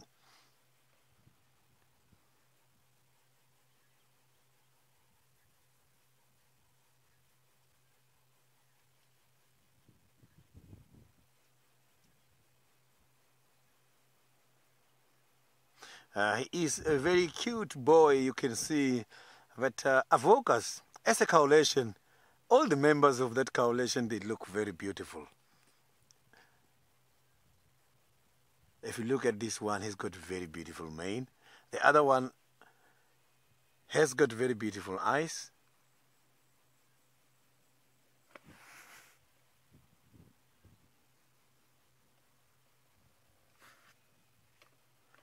So now let's quickly cross over to Tristan and see what is happening now. Well, indeed, you are back with us, and we're with one of my favorite things to follow around at Chitwa Dam. As some of you might remember from the times that I've been at the dam, I often try and find these little guys and watch them go about their business. Now, this is, for those of you who don't know, it's called the green-backed heron, or striated heron is also its other name. And they run along the edges and they look for fish, and what they'll do is they'll slowly kind of move and they skulk about, and then they get into little stalk mode, much like a cat does, and that's why I like them. I think they're so fascinating to watch. Are you going to do a hunt for us? It would be amazing if it does. Come on, little one. So they edge towards the water and then they watch, and then they find a little fish, and they'll kind of dart forward, and then they extend that neck. Now the neck looks as though they don't have one. It almost looks as though they're like Uncle Fester without a neck. But actually what they will do is they'll shoot this long neck out, and they'll kind of stab into these fish and grab them and then eat them. And they're such fun to watch actually hunting. I thoroughly enjoy watching these guys go about their business, and it can be a kind of quite sort of end of your seat stuff when you watch them sort of sneaking up, and they get themselves primed, and almost like a leopard, that bum wiggles a little bit and then that head shoots forward. It's very cool to see. Now in the background you might be hearing a few different bird calls, but there's a white-faced whistling duck that's calling, which I always love that call. It always reminds me that it's summer around here. So there's the spoonbill that's kind of moving around. Now, sorry, Emma, I missed the name. I did get the question, but I do apologize. I missed the name. I was not focused too well. So D-line. Oh, David, can you get to the heron quickly? It looks like it's going to go... It's the hippos in the background, sorry, that are making a bit of noise. But D-line, no, I'm not sure if this is the smallest heron in the world. It's actually not as small as it looks. If it sits upright and has its neck up, it's actually quite big. Yes, hippos, we hear you. We can hear you guys in the background. It's okay. Now it's edged closer. Come on, are you going to shoot your neck out? There's too much noise going on. Sits dead patient, and you don't think that there would be fish in those shallows, but they are. They're trying to escape all the predatory fish within the system, so especially things like the catfish that swim around here, they'll eat all these little tiny fish, and so they try and get right up into the shallows where the catfish can't go. And yes, Emma, these hippos don't want to share the spotlight today at all. Every time we try and show something, they start huffing and puffing and making all kinds of noise. Isn't this cool though? I think it's cool. I know that many of you will just think that there's a bird staring at water, but it's in the hunt now, so it's trying to get itself kind of positioned, and it's waiting. There we go. You see, it just starts to twitch a little bit. Almost shot out its neck. Now, I believe a lot of you are singing the Addams Family song in reference to my Uncle Fester kind of comment in the fact that this has got no neck. It doesn't quite look like Uncle Fester. It's a pretty bird, but it definitely kind of has that same build, doesn't it? It's all round with very small little legs, and I suppose if Uncle Fester had a beak, there would be, and a wig on, they would have a similar thing. I'm sure this bird doesn't like being called Uncle Fester, but it's too busy hunting for it to really care about what I've got to say about life. Anyway, there he goes, a little twitch again. I think it's waiting for, as the fish kind of get a little closer, it's just going to kind of, I suppose it's got to be the right moment every single time. Oh no, the foam has ruined it. You see the foam on the edge of the water has ruined its hunt. It's gone straight over the top where it was looking, and maybe that spooked the fish. Fish don't like when things kind of go over the top of them. They get quite nervous, and so I think the foam on the edge of the water, sorry little heron, has that disturbed everything. Oh, wait, hang on, the croc is now chasing something as well. So the croc went after something, I don't know what it was, but it just went bolting. There, look, you see? What's it got? Oh, it's hunting fish as well. You see that? Do you see the fish jumping? That is crazy. So the crocs here hunt fish all the time. They'll go after them regularly, and at the moment their favorite little hunting spot is unfortunately not got any water in it, and so maybe that's why they're trying to hunt on the edge here when they see maybe catfish pushing up towards the shallows and the other fish kind of bubbling. They rush in. The other crocodile couldn't care at all. It was kind of unfazed by what just happened, but that croc rushed in very, very quickly to try and see, and it was cool to see the fish kind of jumping out of the water, and you'll see when they hunt like that every now and then. It is very cool. Well, Lapwing, you say bad day to be a fish, but both these predators have been outsmarted at this point. So the heron's got nothing, the crocodile's got nothing, and so, you know, so far the fish 2, predators 0 at this stage, which... If I was a fish, I would take those odds any day of the week, if I'm honest. I would rather be on those odds than the other way around, to be honest. There goes our hippos again. You just hear the wind is also getting up a little bit. Anyway, unfortunately our heron has moved off now because of the foam, so it's not hunting anymore, so we're going to carry on. We'll leave Chitwadam probably now. In the meantime, though, back to the Masai Mara, to David. I think he's still sitting with the lions, and I hope that they'll get up and do something soon. That could be such an exciting hunt, of a croc trying to get some sort of fish. Not sure what fish should get, either, you know, mudfish or a catfish. But anyhow, we are coming into my golden hour, or my golden moment, and that's the western horizon. To see sun is slowly pushing away, heading home, and that could be marking the end of another lovely day here in the Mara. But as the sun goes home, we'll be getting other excitement, because as we were watching earlier, we had this particular one male that has been feeding on this buffalo, and in the particular grass there, in the bushes there, I saw another male that just stood up, and he must have sat down somewhere there. And you remember I was talking of a coalition of two males that we call the Ondonyo Pike, that we think are now in charge of these girls here, that we call the Sausage of Pride. And I think he just went flat on the grass there. It won't take long for him to come, and I guess he'll come here. That's why strategically I have not moved from where I am, because I know also the females may show up, and even if they don't, this is where the food is, this is where the kill is.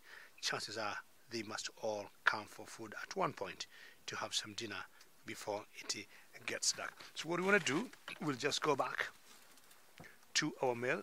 We'll show you how flat he is for a couple of minutes, and then maybe decide to move away and see whether we could be lucky to find out where those girls are, because I'm still very convinced they're not very far. And if anywhere they moved, they must have gone. Can you see the male there? If you look carefully, let's go back and get to that grass. That's the boy I'm talking about. He's put his head up, and that's the other member of the Olondonya Pike male. Excuse me. And why he's not coming here, I do not know. And yes, did you hear me? Please come over, come join your brother or your little mate, and you need to have to eat together. And maybe we'll see how the one that's just laying there with the kill will react as soon as he gets here. He's walking very slowly, with a lot of confidence, with a normal flick of tails for lions when they walk through the savanna grass of the Mara Triangle. And remember, ladies and gentlemen, should you have any questions or comments, you may send them through #SafariLive on Twitter. We love interacting with you in real time. As you can see the belly also, this, oops, can't even walk. You are too full. I was just about to say the belly of this, and then he just confirmed what I wanted to say. That's too heavy, too full. I need to walk a few steps, stop and rest. And yes, you have every right. And being that lazy, I'm not sure I really want to go where you are. I'm going to wait for you here until you come. And let's find out or compare this lazy boy who hid in the grass to Sydney's lions. One space available. So you can see that our responsible male of this female is now lying down, and I can promise you now it's getting cold a little bit. Maybe they might wake up and move, but they're not going to move far. As we have been here for quite a while now, they have only moved for a distance which is less than 60 meters. And 60 meters, they have already mated 3 times. So already they have mated 3 times. So which means if we can add more meters away from where they are, they're still going to do the same. I saw that every time the female is interested to move, the male is going alongside her and try to bite her on the ear, pushing her to go down. And after doing that, she's lying down on the ground and things are happening. So yesterday and few days ago, the female is the one who was doing the dance. Now the female is not doing the dance a lot. The male is the one who is pushing the female in order to mate.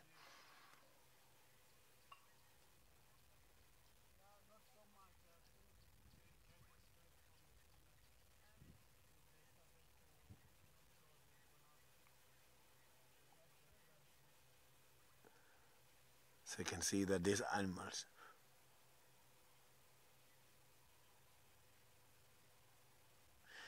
Chris, what a lovely question. That question is one of those very much important questions today when having this kind of a sighting. If another male comes here, whether big or small, this male we are seeing lying down here is going to stand up and defend the female. Whether the lion is just passing by or is coming with the intentions of taking over, there is going to be a very big fight.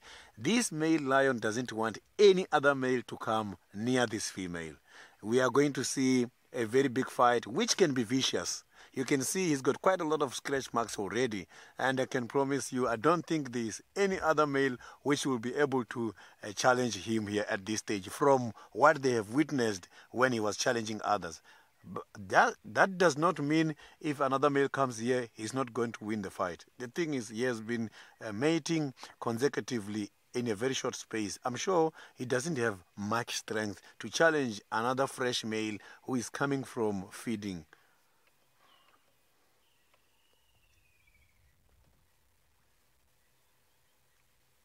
So you can see how he's sleeping. He's looking very much tired. And the females don't mind to mate with other males. So she can be able to mate with several males from the very same ostrich circle. If the males are competing and some are winning, some are losing, she will just consider the winners.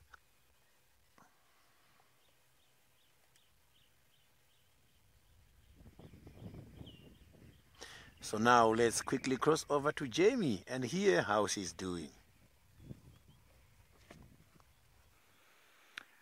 Okay, so this is the last active den site that we know of. It's the one just south of Philemon's cut line, and there's a track or two in the mud, and I've noticed while I've been sitting here there are flies around the entrance to the den site itself. So I think there is a possibility that they're still here. There's something a little bit scuffed about that, although that could have just been washed in. It's really difficult to tell, and I'm not going to go stick my head down the entrance hole if there's potential for cubs in there. It would terrify the absolute daylight out of them.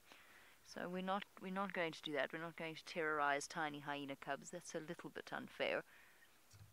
And so I think it is that we have to move on and just see what else we can find. I was hoping, I've just been sitting here for a minute just to wait and see whether or not there's any sign of movement or sound from within the den, but nothing. I don't know where they've gone. It's going to be very difficult to find them if they haven't gone to one of their regular dens, because it's so thick now. I wonder, that's not the other den, that's a different termite mound. Oh well, onwards we go. We're going to go back and we're going to go round to where Tristan says he might have seen, or Dave might have seen, sorry Craig, watch out, might have seen a light-coloured spot on a termite mound. You know, so we're really clutching at straws here when Tristan was racing to Hosanna. You never know. We'll take this route to Treehouse Dam and we'll see from there. Alright, while we do that, let's send you across to the man who let us know himself and find out if he thinks we'll get lucky with it. Well, good luck, Jamie. David only told me about the coloured spot a while ago, and not when we were actually there, and so we couldn't look and see what it was. I hope it wasn't that cheetah that we missed completely. But we kind of just came past quickly where Hosanna's kill was, hoping he might be in the tree. He's not in the tree, unfortunately. We can't see where he is, so we're just going to carry on towards Tandy and Columba and back into that sighting now that we can. There's these little feet marks, though. Always like seeing Hosanna's little pug marks. You can see them in the road. There we go. Very cool. He's got nice feet, doesn't he? Yes, we like our young lad. He's a very cool animal. And hopefully he's going to spend some time coming towards Tandy and Columba tonight. It'll be very, very nice just now. So we're going to hopefully get a view of them. We're going to head off, like I say, hopefully have them on the kind of on the kill still. I don't know, I heard something about Tandy moving, but I didn't really kind of listen. I was too busy talking about hippos and stuff that I was at that stage missing what was happening. So we'll just check and see. I'm hoping that she hasn't disappeared and that she's still here. I would be surprised if she left. Maybe she's gone to go and see what her delinquent half-brother has been up to and what he's doing so close to her. You know how she loves to have other leopards around. Tandy is always so grumpy when it comes to other leopards. She's always hissy and growly and snarly. So maybe she's going to go and sort her half-brother out. Right. Yes, it looks like Tandy's gone north of the road and little Columba is on this side of the road. So there's still vehicles here, but these are the last two vehicles that kind of have thought about coming, and so it should be okay just to kind of slide in over here somewhere and to be able to see not very much given the way everybody's parked is going to be a bit tricky. Unfortunately, sorry, David. That's unfortunately what visual we have. So we're going to try and kind of wait and see if Tandi will move and come back, or if little Kalamba will also kind of give us a better view of what's going on. But at least we still can see her a little bit, kind of feeding on her carcass, and they've eaten quite a bit of it already, which is interesting because obviously we know that yesterday morning they were still finishing off a kill in Torchwood, and so they must have been grazing this since last night. It must have happened during the course of the night, or maybe early hours of this morning, and they've eaten as much as they can out of it. But it's interesting that they've kind of as little as there is left. But right now, little Kalamba is feeding, and she's grown and gotten big and is almost at that age where it's going to be difficult to call her a cub. In fact, we can't call her a cub really, I suppose. But it sounds like David up in the Mara, well, he's found little ones that are cubs, and they are not spotty, but rather tawny. I think Kalamba could be going to about a year now in sense of age, but now my cubs here are 4 months and 3 months, and they just got to the dining table. Well, number one, you may notice the lighting has changed a little bit because it has got a little bit darker here in Kenya in the Mara Triangle, and now we are using an infrared camera. Pretty special camera. It got some invisible light to the animals, but we can see them very well. So gotten dark here, and you have changed to infrared, which does not show the actual real colors that you know of, that are familiar with you, of the lions and of course the grass. This grass is very green because of the rains we've been having. And now we got the other male that just came in, and another female came in, and the 3 cubs came in.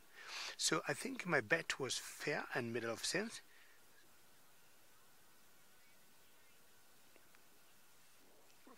Leon, how are you? And you'd like to know what's the gestation period of lions? It's about 105 days. So shortly after 3 months, you'll get a mother or a lioness popping up, either 1 or 2 or 3 cubs. Certain cases we have seen 4 cubs, but it's about an average of 100 to 105 days. Now, this one's the 2 sets of cubs here, 2 of the same age, about 4 months, and this one, which is that particular one there, that's about 3 months old, and they're of different mothers. I do not know where they were, and I told Bungay the best thing you've got to do is to stick here and stay put and wait. So long as there's food, they will come back. Either they had gone for a drink, and because this kill is barely 48 hours old, there's still a lot of meat in it. And you can see that small little guy there trying to climb on top. Not sure whether he knows how big those ribs are, or maybe what his parents went through. Jennifer, cubbies, yes, I'm very happy, Jennifer, you're enjoying all this. And I was trying to compare the size of that big male lion there and that small little cub there and the buffalo, looking at those 2 sizes in proportionality to the small cub. Not sure what's going on. Let's just listen for a second.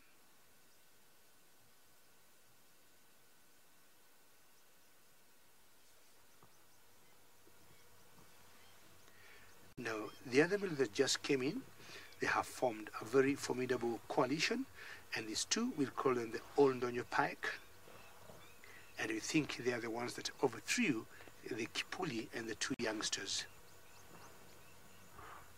See the cubs under the male there.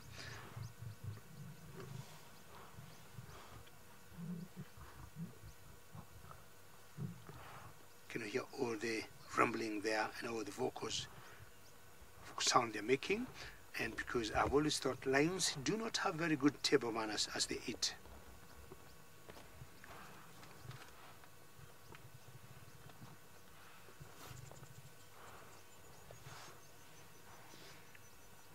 This is a great sighting, and I think my day has been made today. And anytime I say you see lions, it's always a great day. And I haven't seen these males for a couple of days. I don't know where they have been, but I think they're back in action. The cubs seems to be doing pretty well. And talking of cubs, it's also reminding me of Kalamba in Juma. Very nice leopardess, to see her coming or taking shape. And maybe she'll be in the future queen of that area once her mother's gone. Yes, Laura, it's a nice way for us, or for these lions, to end up getting their dinner. Thank you so much, Laura, for such a nice comment. And I'm just feeling a little tempted to get hungry. Well done, Jamie. Well done, Sydney. Well done, Tristan, South Africa. Lions, Lamba. And also well done myself here with Bungay for having gotten the sausage tree pride. And it's such a good way to end a drive. So I want to thank all of you for having been on board, and I'm sure you all know we'll be out here again tomorrow morning to bring you such glorious wilderness. Thank you so very much. And from the African wilderness and most of the Mara Triangle, we are saying thank you again and goodbye.